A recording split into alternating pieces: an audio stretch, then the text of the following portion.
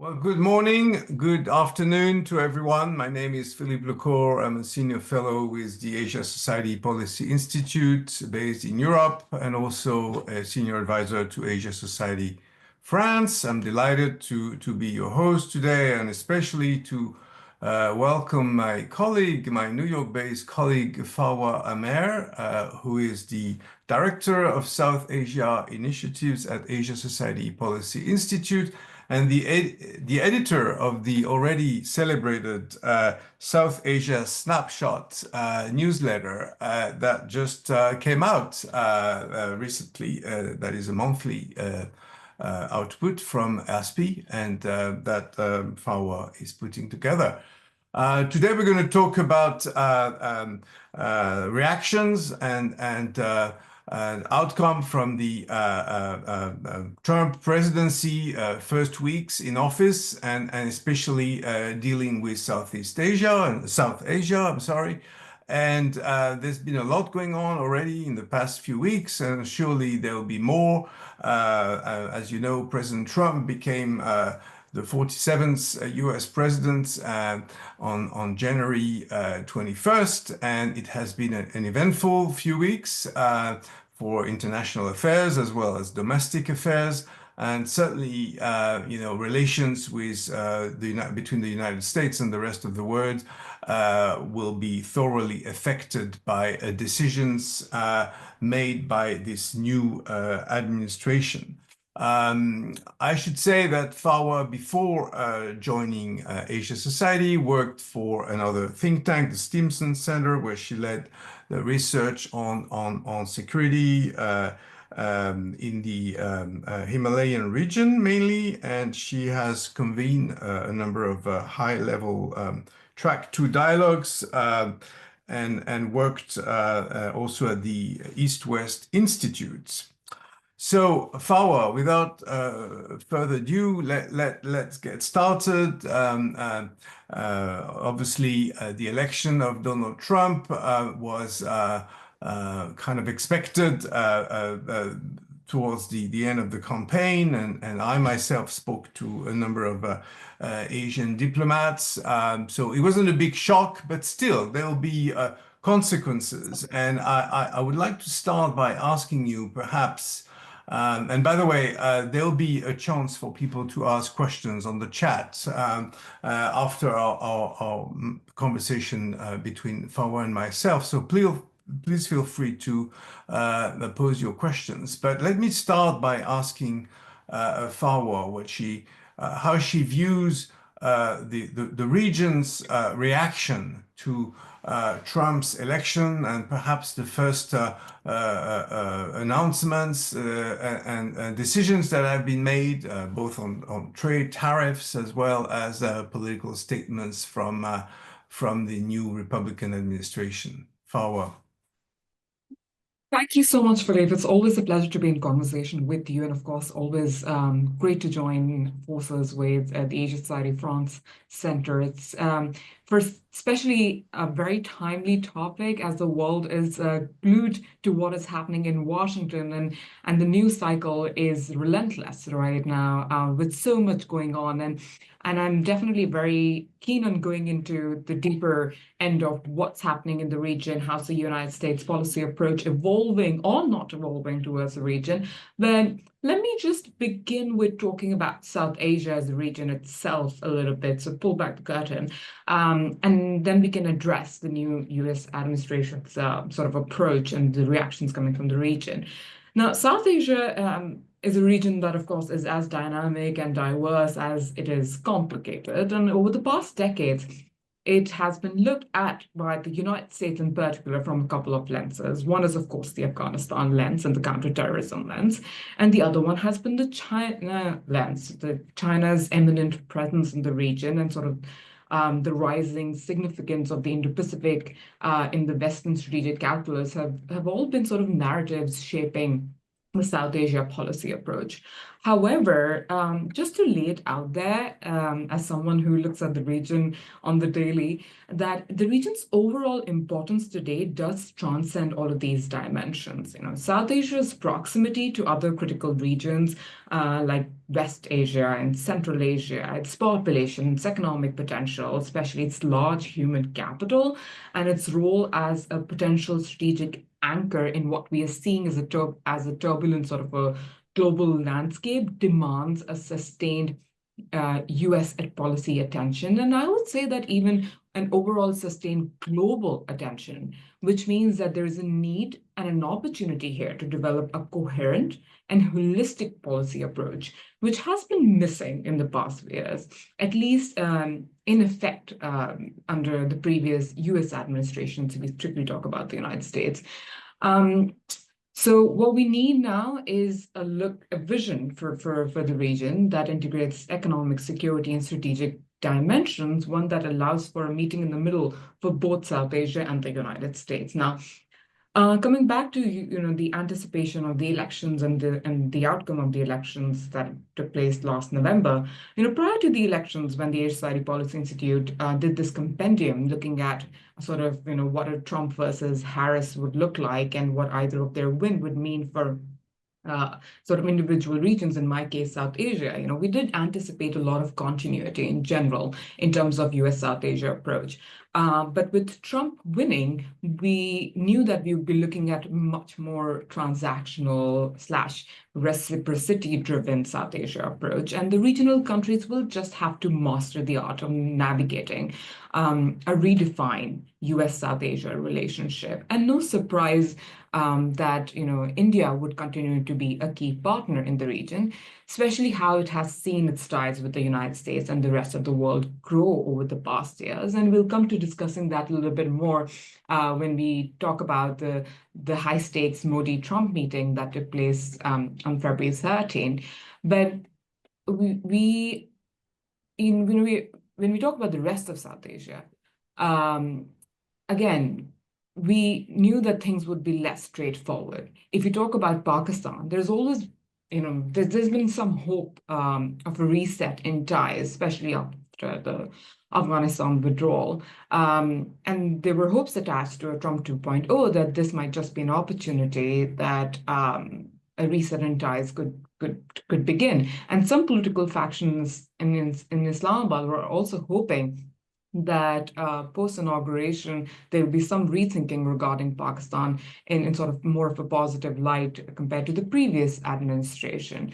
But that being said, what we can expect, and it seems to be the case, that President Trump is likely going to still focus on the counterterrorism issue, something that also was highlighted in the joint statement that came out post the Modi-Trump meeting. And for Washington, another key aspect, if we just talk about Pakistan, will be its ties with China. So Pakistan will have to adopt a more proactive and strategic sort of diplomatic stance, seeking to expand cooperation with the United States in critical sectors, especially economic, technology, and energy. But simultaneously, it will have to carefully navigate its delicate position between Beijing and Washington. For long, Pakistan as a country had both these major powers as friends. And so it could aspire to be back in that position. But how much of that is possible today in these circumstances, geopolitical circumstances, remains a question. But certainly, the realities today make it all the more challenging.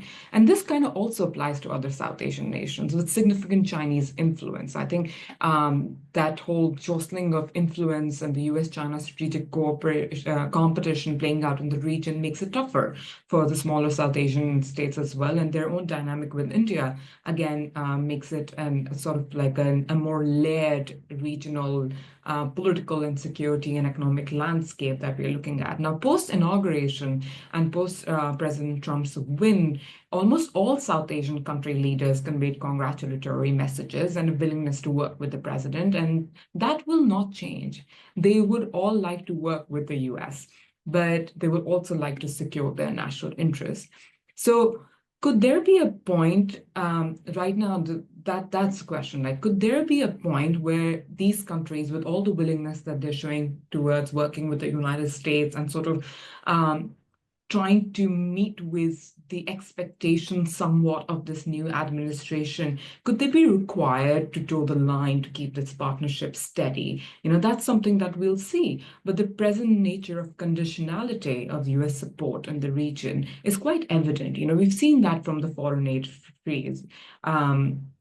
Which has impacted countries like Bangladesh, which is a major USAID recipient in Asia, and Pakistan as well. It gives the countries a clue on what to potentially expect and how to recalibrate. But while we talk about sort of the larger US policy lens on South Asia, there's so much happening within the region itself with, the leadership changes that took place in the region last year, with last year being this major election year, prominently in Bangladesh, the growing US-China competition that I was talking about earlier. These are all shaping the contours of the region, and any instability in the region would certainly not be in the interest of the United States or its key partners.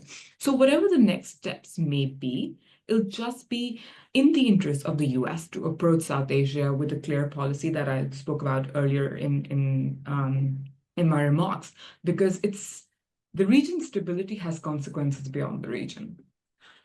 Great, thank you. Before we turn to US-India relations, you mentioned at the beginning that people were looking for a vision on South Asia, and my understanding from the first Trump administration is that there wasn't, coming short of a vision, there was not even a policy towards South Asia.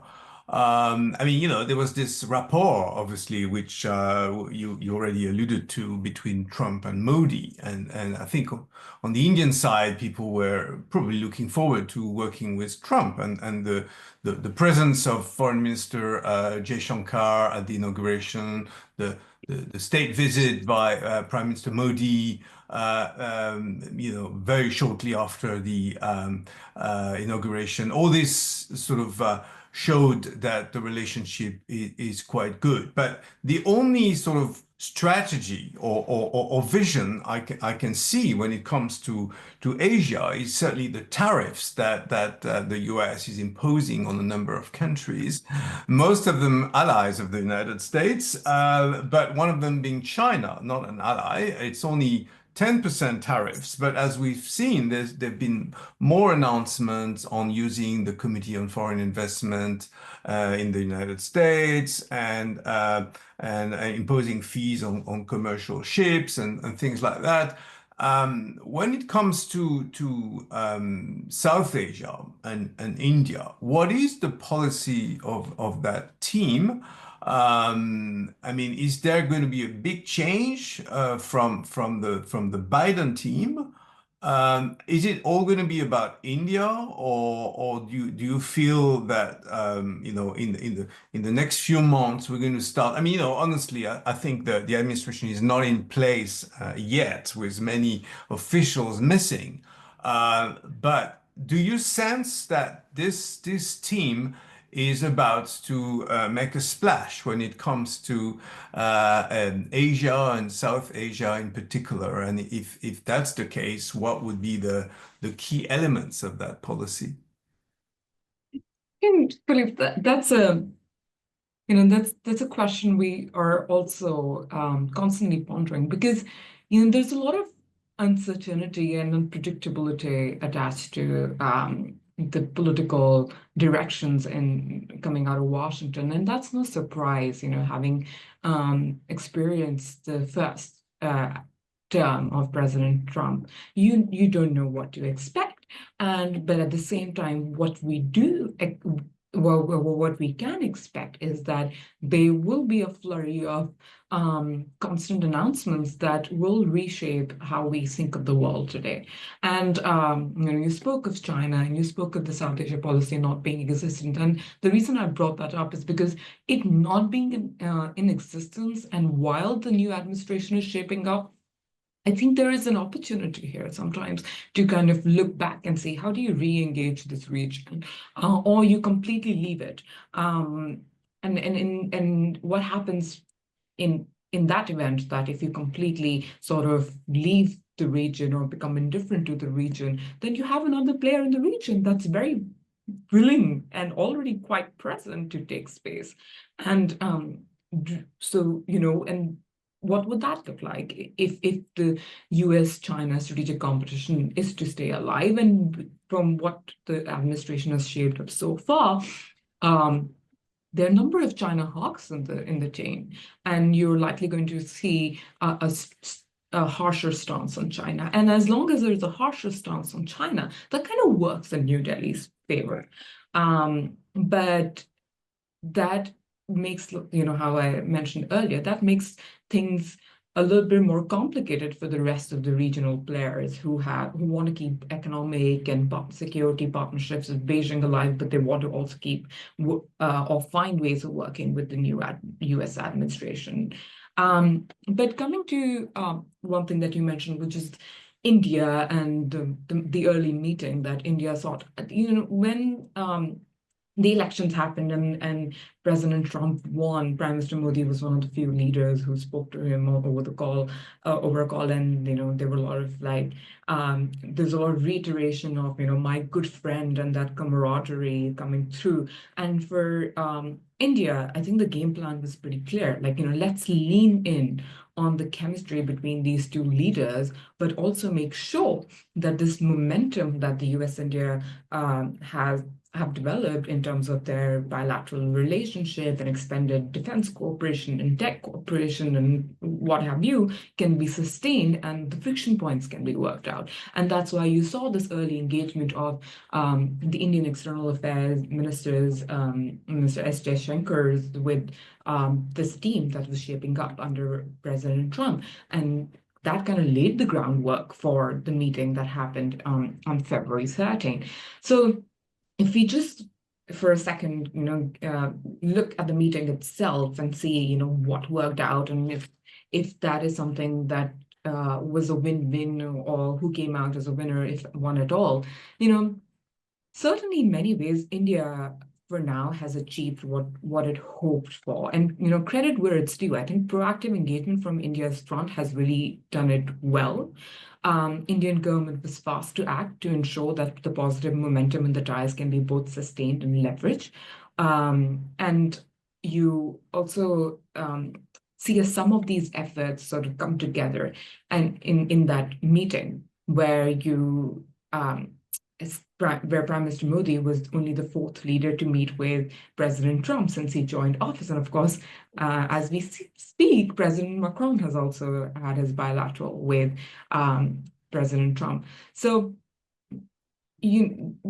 here in the US, the president is meeting key leaders and making his approach clear and see where deals can be made. He's a deal maker after all. But, back to the India-US meeting, it was substantive, and it has laid an ambitious groundwork for the two countries, starting foremost with trade. You mentioned tariffs. These two leaders met under the shadow of reciprocal tariffs, and President Trump being very evidently unhappy about the trade deficit and the impossibility of selling anything in India, in his own words, as he says, was out there, and India was well aware. So India came with concessions. There were reductions in import duties that were announced in the budget earlier, but prior to the meeting. And then there followed news of similar concessions in sort of other goods that were relevant for the US market, including pecan nuts and what have you. India also showed cooperation on another area which was seen as a friction point, which is illegal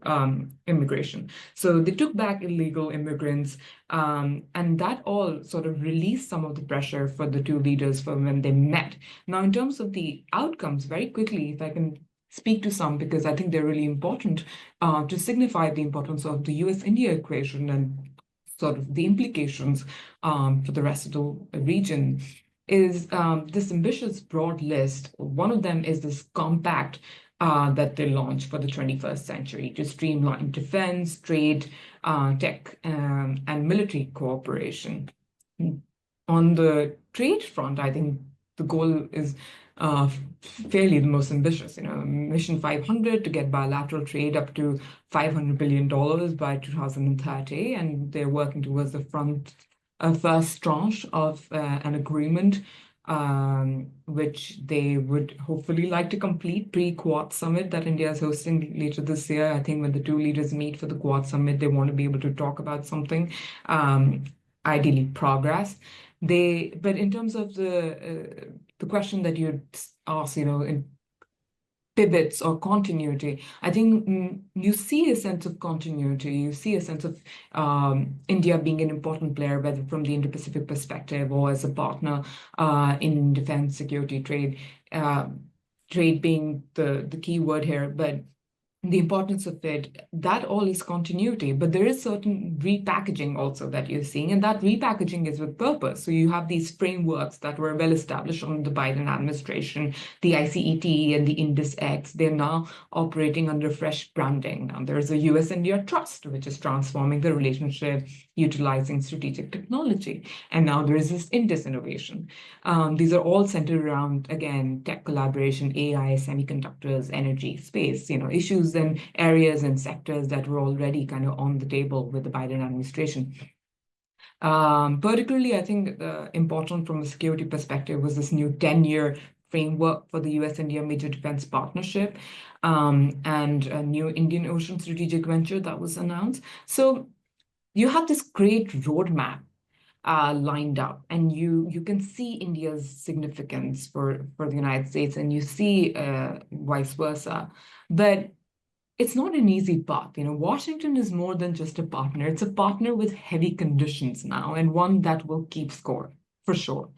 India, while trying to keep its relationship steady and sort of be the one kind of one of these powers in the world today that are willing and able to work with all to make sure that it's looking internally as well as externally as it's trying to keep up. It has its own domestic growth, economic and political needs to keep in check. So while all of this, this roadmap is great, not to the ties between US and India, it's not been an easy path navigating this relationship. But I think mostly there is optimism around it. I think 6 months, when that period comes of looking back at trade and how far the negotiations have gone, we might be having a different conversation. But for now, I think there's general optimism. I mean, obviously, a trade war is likely to happen between the US and China. It's possible there'll be a trade war between the US and other countries, as I said before, including allied countries. Would you imagine India fighting back if there were tariffs against Indian goods to be exported into the US? Or do you think everything will, do you believe everything has been more or less settled? I mean, through this kind of deal, but deals are only settled once they are signed by relevant governments and ministers and not just by the heads of states. So I'm wondering, what to make of this sort of preliminary meeting between the two leaders, which seems, a little bit superficial at this point. And also, there is the question that is in everybody's mind, especially in Europe, on Ukraine, the situation between Russia and Ukraine, and how India could position itself. It's been fairly low key on this, but also trading with both Russia and India, and wanting to maintain good relations with everyone. So I wonder how you feel about this. To the first part of your question, Philippe, on the optics and the possibilities, and so the thing is, President Trump has, even though this meeting happened and the joint statement came out, he was very clear and he repeatedly mentioned, we'll charge what they charge us, we'll charge what they charge us, and that's come up in the rhetoric several times. Some of these tariffs and all will kick in, but I think What India has managed to do well right now, that it has established a runway for itself with this meeting. An early meeting, earlier on planting that seed, okay, that we are going to work towards a mutually beneficial agreement. And in the presser, if you notice, President Trump made it very clear. He's like, we want something that's fair and based on reciprocity. So as long as India is willing to make concessions, recognizing that US is an important market for it. It's a very important market, and it's not something that India will easily compromise on. So it is, we can't at this point say that it'll be a full-fledged FTA by the end of this year, but it'll probably be some sort of like a mini trade deal that keeps the relationship from an economic perspective steady. There's just enough to keep things going. There's enough for market access for US goods into India. There's so some sort of recalibration domestically also needs to happen from the Indian perspective in terms of allowing for that ease of doing business, allowing for businesses to come in to look at its own sort of import duties and whatnot. It is interesting because again, going back to the leadership style here, there are two visions, competing visions when it comes to India and United States at the moment. In the United States under President Trump, it's all about make America great again, and India for ever since Prime Minister Modi has been in power has been about make in India and want to become a developed economy by 2047. So India has its own sort of global manufacturing aspiration that it wants to be a hub, and it wants to have businesses come into India, while it's in the United States' current interest to have business happen within the US and have domestic production increase. But I think at the same time, President Trump likes that leadership style. He likes leaders with that kind of a thinking, and so somehow it plays well into their camaraderie. They will have to find, again, a meeting ground somewhere in the middle. I don't think India will bend too much. It has its own strategic autonomy and non-alignment values that it holds very dear to its heart, and so it will not bend too much, but it'll just do enough to make sure that the momentum is not compromised, especially given how some of the other relationships are working out. And you talked about Russia and you talked about China. These are important policies for India to monitor and keep in check. A US-Russia softening of ties is something that India doesn't really sweat too much about. It actually works out because India has its own close ties with Moscow. But a softening of a US perspective towards China might not be the same, might not be as well received by India, because India, despite all the efforts that went into last year's breakthrough at the LSE and trying to get like a stabilized relationship on the border to help normalize relations otherwise, there are a lot of layers there. It's a tactical tower we saw, and it's a complicated relationship. Mistrust remains quite centered in that bilateral dynamic. So if President Trump, like he said, during the press, sitting next to Prime Minister Modi, said, China is a very important player. And I have a very good relationship with President Xi. So if that kind of materializes into some sort of a deal or a negotiation, and, President Trump being open to that, then India may just have to recalibrate how it's approaching the West. And the question is really, perhaps it's worth separating what the president says or does and what his cabinet members and officials say. I mean, there are actually quite a few officials missing from the new administration because they are currently being picked and appointed, and some of them have to go through Congress and things like that in the US. But I mean, I've noticed also that the Quad foreign ministers also met in Washington right after the inauguration. So that's also a sign that, between the US, Japan, Australia, and India, this cooperation on strategic matters will continue. But everybody wants to make their country great again, obviously, and that includes India, that includes the US, no doubt. But what about Europe? And Europe is, as you mentioned, President Macron is currently in the US, or he's probably on his way out now, having met the US president to discuss Ukraine mainly. I think, Europe is concerned about what India will be doing. For example, the defense relationship between France and India is very strong.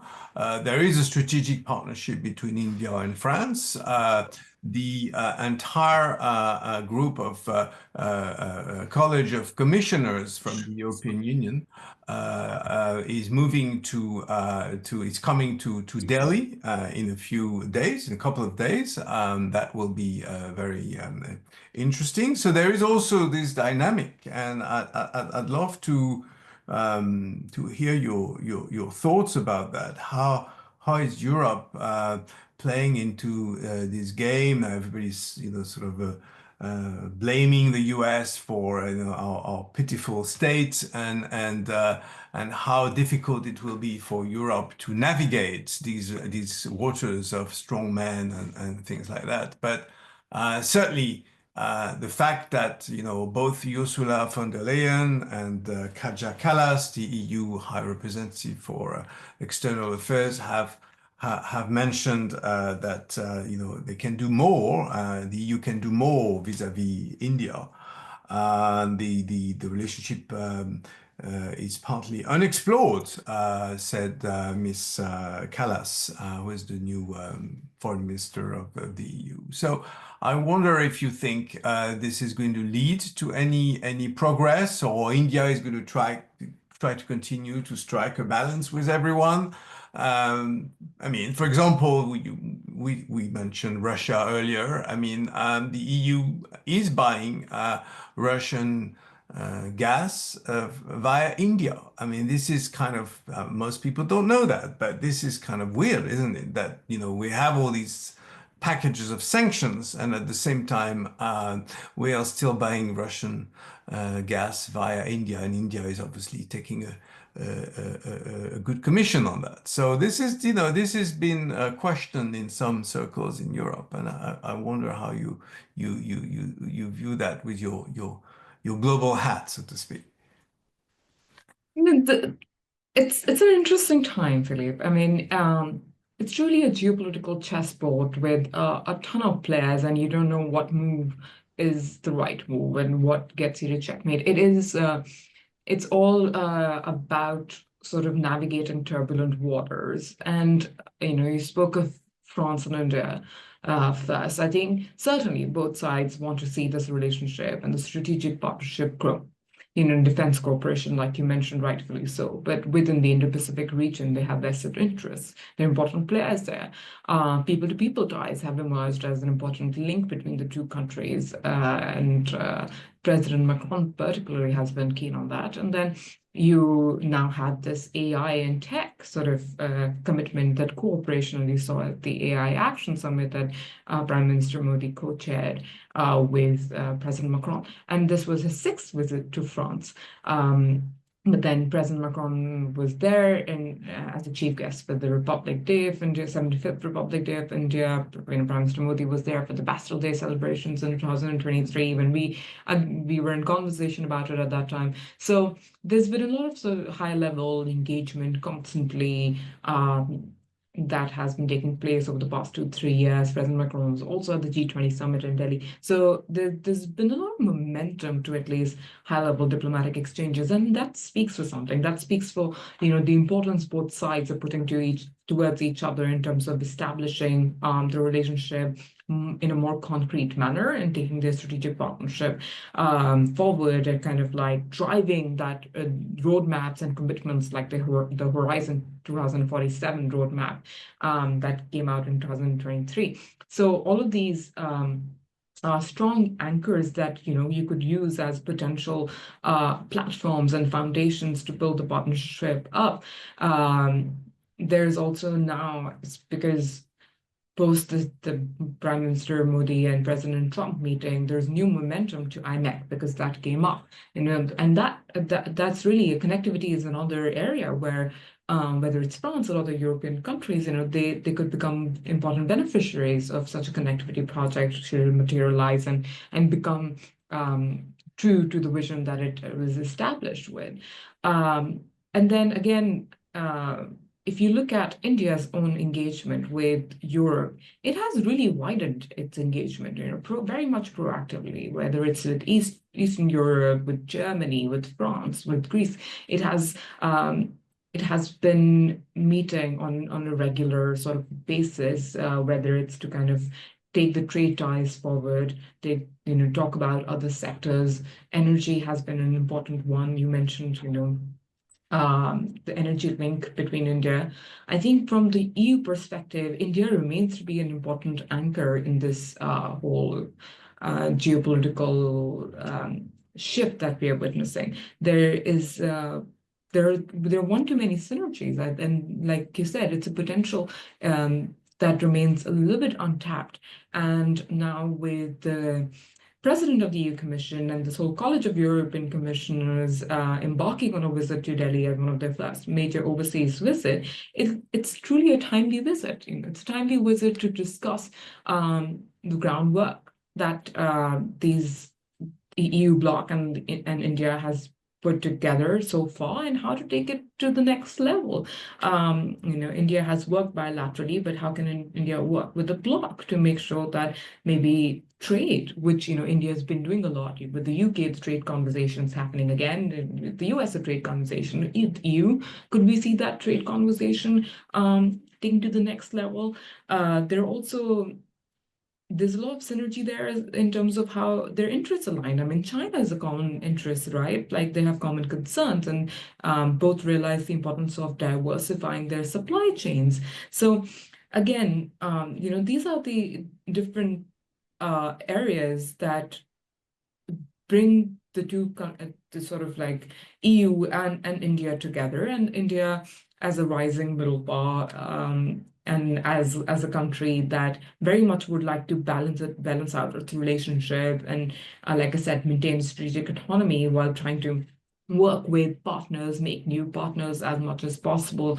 It will continue to do so. I remember when Foreign Affairs Minister Jaishankar was at the Society last year during the UN General Assembly.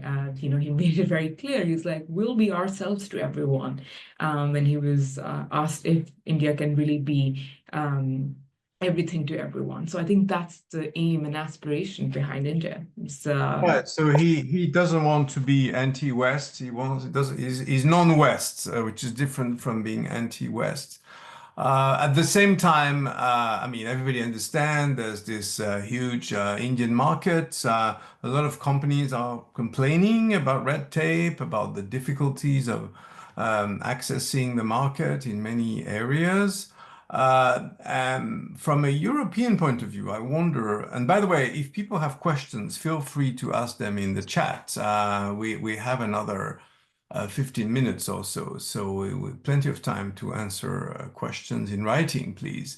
But I'm wondering if, from a European point of view, the fact, Narendra Modi was in DC and striking a deal with President Trump on all these issues, including some of them which are also relevant to the EU-India relationship, whether it has created some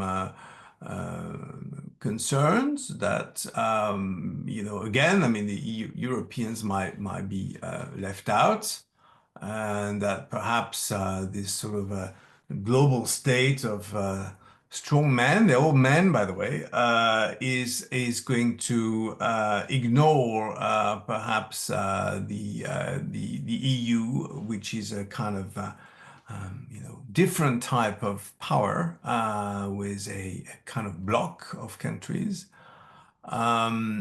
So, I mean, I think, the game is still open, definitely. And the visit by von der Leyen and her fellow commissioners not commissars, by the way, as J.D. Vance called them at the Munich Security Conference. The commissar is for communist parties. I mean, this is going to be an interesting, gathering. At the same time, the weight of a European commissioner, as opposed to the U.S. president, is certainly not, at the same level. My question is really, I mean, and by the way, I wanted you to also say a few words about AI and how India is trying to position itself in this field. Perhaps this is a direction where the Modi government is trying to connect with the world by co-chairing this forum in Paris and making India a big player in AI and perhaps talking about strategic issues with the US president the following week. But at the end of the day, everybody's looking for business. So I think the Europeans have a legitimate will to also balance the trade relationship and have access to the Indian market as opposed to just being buyers or recipients of Indian exports. Yeah, no, Philippe, just a reflection on what you said earlier. I think transatlantic ties are not at their best currently for many reasons, but I think that also makes one good reason for India to be a lucrative partner for the EU as as a potential bridge with good relations with Russia, it's good relations with the Ukraine, good relations with the United States.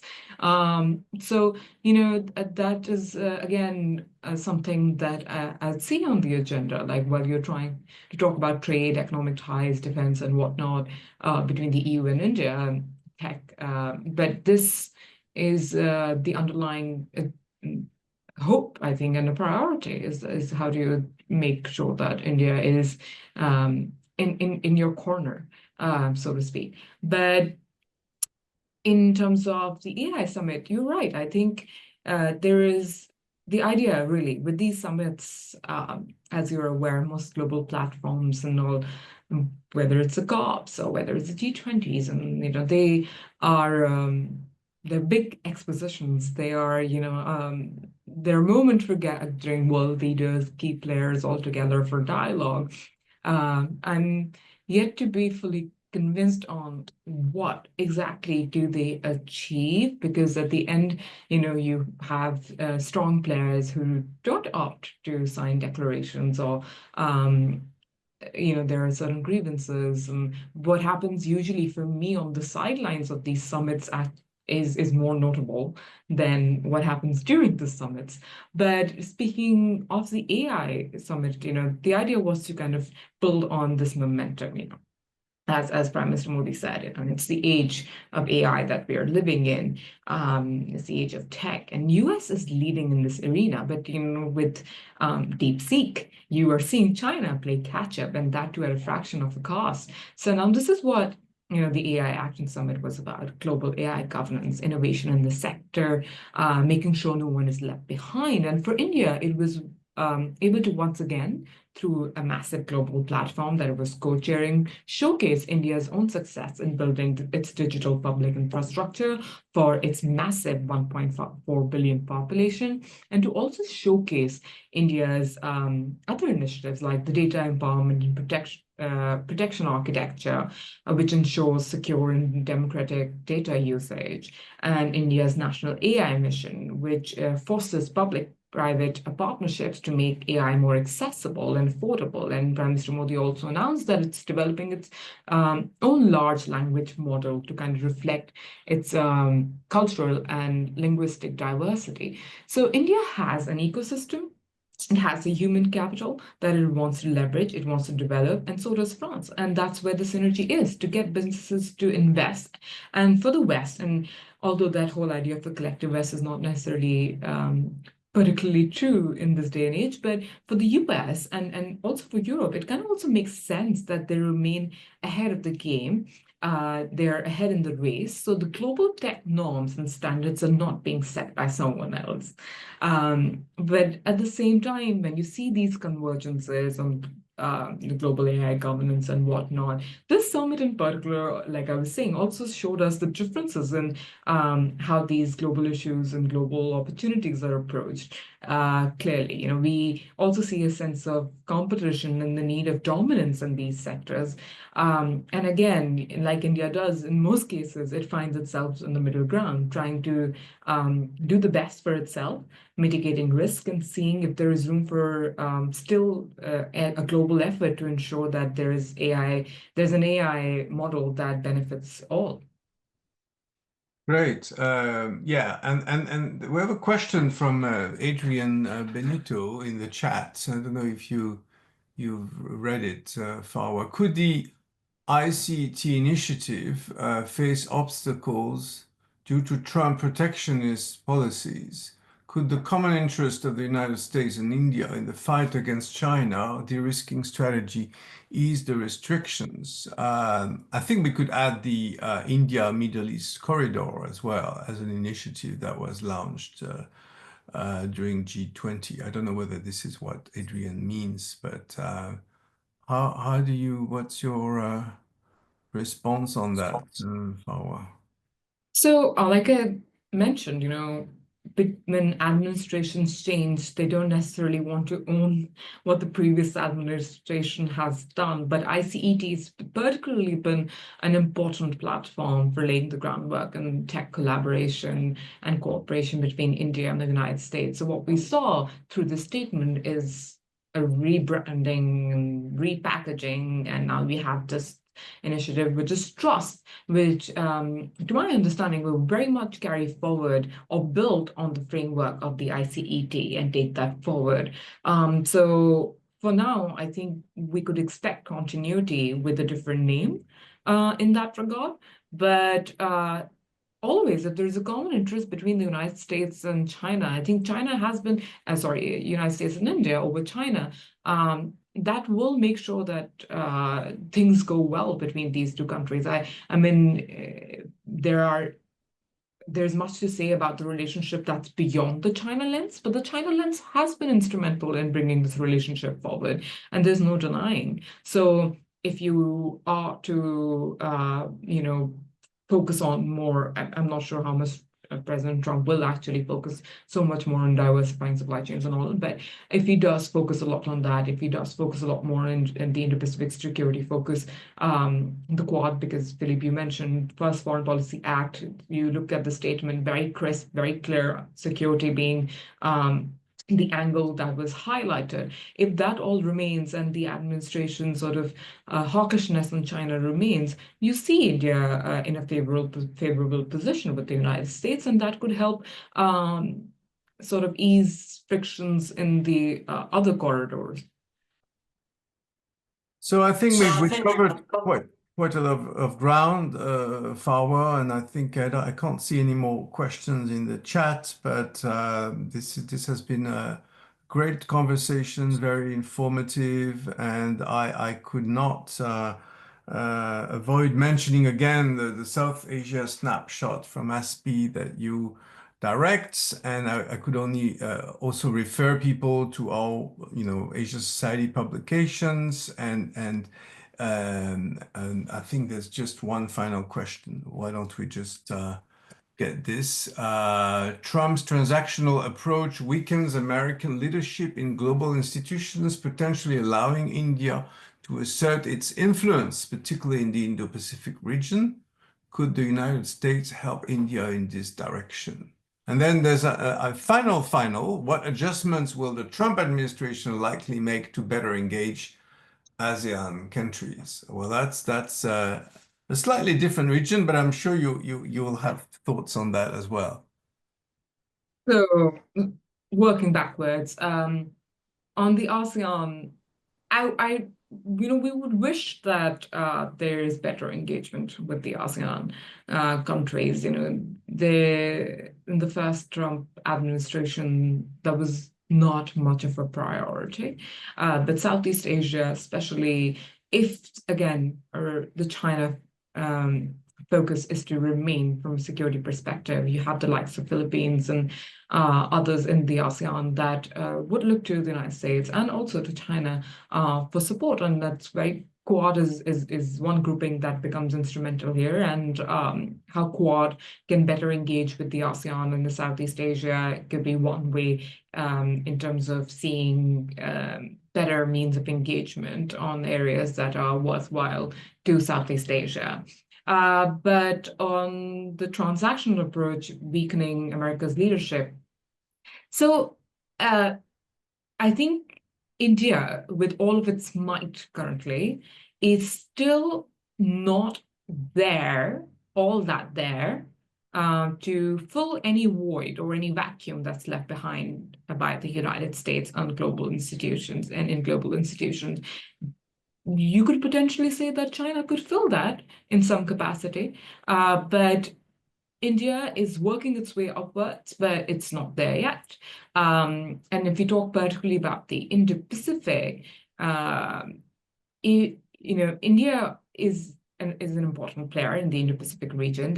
India is sort of like the most important strategic partner for the United States in the Indo-Pacific region from both geographical and strategic perspective. I think already the relationship between the United States and India has helped both to serve their interests in the Indo-Pacific. And you could see that not only from just what the joint statements had relayed, but in terms of the previous administration and sort of the making of the Indo-Pacific policy, which has overtaken the South Asia policy, that idea of strengthening India as the most pivotal partner for the US will remain central to the US focus, unless, again, like I said, a policy shift on China happens. And with that, a policy shift in the Indo-Pacific happens. But the Indo-Pacific has more than these two players. There are other players that are relevant and invested in the Indo-Pacific. You have Japan, you have Australia, you also have France, and you have smaller states that cannot be avoided as well. So it's a region that has multifold interests and complexities that needs to be addressed on very many levels.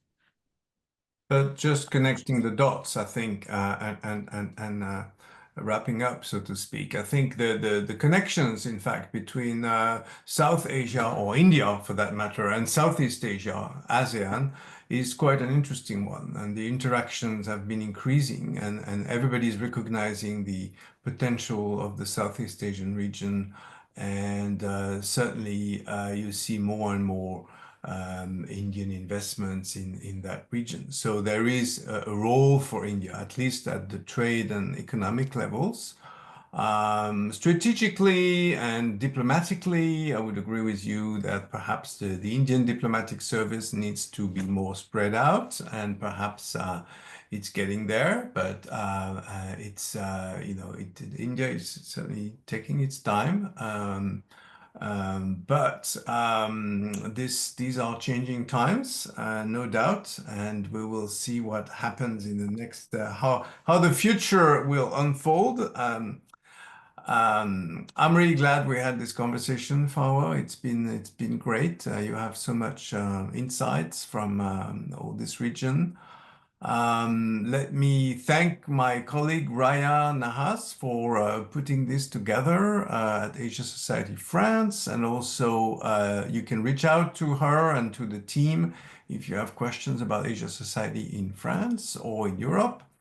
And please keep an eye on our next events, whether they're called snapshots or anything else. And again, thank you very much, Farwa, and everyone for attending. And please keep following us and take care. Thank you. Thank you, Farwa.